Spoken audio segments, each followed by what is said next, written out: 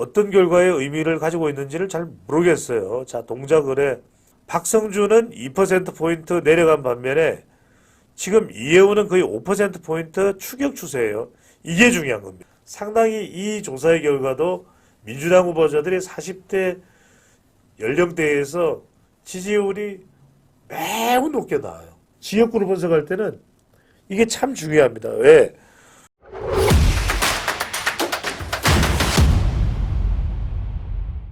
자, 이제 지역을 가볼까요? 먼저 한강벨트에도 어떤 변화가 있냐. 구조적인 부분을 먼저 여러분들에게 쭉 설명을 드리니까 여러분들이 이해하시기가 훨씬 더 쉬워지시죠. 자, 서울 첫 번째 자료 보여주세요. 동작을입니다. 자, 동작을이에요.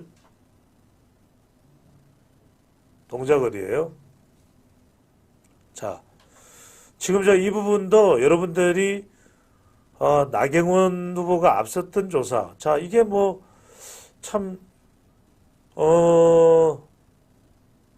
어떤 결과의 의미를 가지고 있는지를 잘 모르겠어요. 자, 동작을에 지금 오른쪽에 한국 리서치 조사 결과를 보면은 앞서고 있던 나경원인데, 결과적으로는 제가 아까 말씀드렸지만 지금 선거 여론조사에 나타나는 특징은 대체로 이 ARS 조사의 경우에는 특히 이제 뭐 전화 면접 조사도 마찬가지입니다만 40대에서 민주당 후보 지지율이 매우 높게 나타납니다.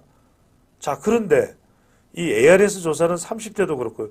그런데 과연 실제로 40대에서 그렇게 투표율이 높은 거냐? 이 부분을 우리가 역대 선거를 보더라도 40대 투표율이 무슨 70%대 이상, 80%대 이상 그랬던 적이 없단 말이에요. 그러니까 바로 그런 부분들이 굉장히 지금 여론조사에서 어떤 상황이 되는지를 우리가 좀 눈여겨봐야 될 부분인데, 사실 봐야 될 부분은 이 부분이에요. 중성동 을을 보여주세요. 자, 동작을이 아니라 자, 중성동 을 여기가 더 중요하면, 자, 오른쪽에 보시던 조사 결과 36에서 박성준은 2%포인트 내려간 반면에 지금 이해운은 거의 5%포인트 추격 추세예요. 이게 중요한 겁니다. 그러니까 이른바 한강벨트에서 민주당 현역을 향해서 무서운 속도로 돌진하고 있는 국민의힘 후보자를 볼 수 있는 거죠. 자, 지금 서울 지역은 조국 바람도 없어요. 이재명 바람도 없어요. 그래서 남아있는 게 제가 지난 시간부터 계속 강조하는 게 한동훈 바람이에요. 한동훈 바람이 왜? 윤석열 대통령은 선거에 개입을 할 수가 없어요. 그러니까 결국 기대할 사람은 한동훈 위원장밖에 없는 겁니다. 현실이. 그러면 한 위원장이 다시 한 번 더 이해운의 엉덩이를 탁 쳐준다. 이해운의, 이게 무슨 여성의 엉덩이를 친다는 이야기가 아니라 선거판에 후광 효과가 나타난다는 이야기죠. 탁 쳐주면 어떻게 됩니까? 2%, 3%, 4%, 5%. 그렇게 되면 이 지역도 바뀔 수 있다. 한강벨트가 중요한 게요. 지금 한강벨트에 뭐 여러 지역이 있습니다. 마용성, 마포, 용산, 성동, 강서, 강동, 광진, 뭐 서초구, 강남구, 송파구, 관악구, 영등포구, 양천구 다 들어가요. 다 들어가요. 그러니까 여기서 왜 중요하냐면 중랑천까지 포함하면 다 저 강북까지도 사실은 한강벨트 아니라고 할 수가 없는 거예요. 사실은 48개 서울의 모든 지역이 한강벨트야. 이 한강벨트에서 어쨌거나 저쨌거나 간에 국민의힘은 한 20석을 못 가져오면 일당이 어려워집니다. 그것을 지금 막판에 탄력을 붙여줄 수 있는 것은 이른바 우리가 선거에서 이야기하는, 자, 정당 지지율도 나올 만큼 나와. 후보자들도 지금 할 만큼 해요. 왜? 이해운도 전 의원이야. 선수로 따지면 박성준 이제 초선 아니에요? 이해운은 여러 차례 3선 의원인가요? 그러니까 그 관록이 있어. 그러니까 이제 마지막에 지금 여기는 이재명 약발도 조국 약발도 없단 말이에요. 한동훈 약발이 탁 쳐주느냐 못 쳐주느냐, 이게 매우 중요할 수밖에 없다라는 것. 자, 이번에 용산으로 가봅니다. 자, 용산도 마찬가지예요. 용산도 자, 강태용이 서울시 부시장 출신이에요. 경제부시장인가요? 그렇죠. 그래서 이 사람도 지역에서 나름 인지도가 있는 거예요. 자, 마찬가지로 아까 봤던 우리가 조원 시에나의 조사처럼 상당히 이 조사의 결과도 민주당 후보자들이 40대 연령대에서 지지율이 매우 높게 나와요. 이게 실제로 선거에서 결과로 그렇게 나올지 여부는 우리가 봐야 확인을 해봐야 되는 일입니다. 자, 이 부분도 권영세 의원이 다선 의원이지만 주중대사도 하고 통일부 장관도 하고 지난 대선에서는 윤석열 대통령의 서울대법대 선배죠. 또 검사 출신이기도 한데 이 권영세 의원도 따지고 보면 막 이렇게 대중성이 있지는 않아요. 그래서 이것도 마찬가지로 용산이라고 하는 지역적 특성을 생각한다면 결국은 한 위원장이 한번 쳐줄 수 있어야 돼. 그러면 한동훈 위원장이 한 3%만 올려놓는다라면 판세가 달라지잖아요. 여러분들이 지역구를 분석할 때는 이게 참 중요합니다. 왜?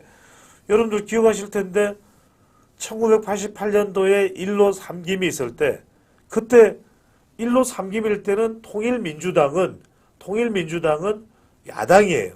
그런데 야당인 시절에 그때 부산에서 완전히 싹 썰어가 버립니다. 김세연 전 의원의 아버지였던 우리 김진재 의원이 지역구였던 금정구만 제외하고는 서울을 완전히 다 싹쓸이려고 낙동강 벨트고 날리고 법석이고 그때 YS가 한번 지나가면 부산은 그냥 난리가 났어요. 확실히 부산이 이마 셰리프라 마 이래 빠졌단 말이에요. 그래서 그때 부산을 싹쓸이합니다. 그런 인물 효과 이른바 탁 쳐주는 이 효과가 남은 시간 동안 날 것으로 보는데 없지는 않겠죠.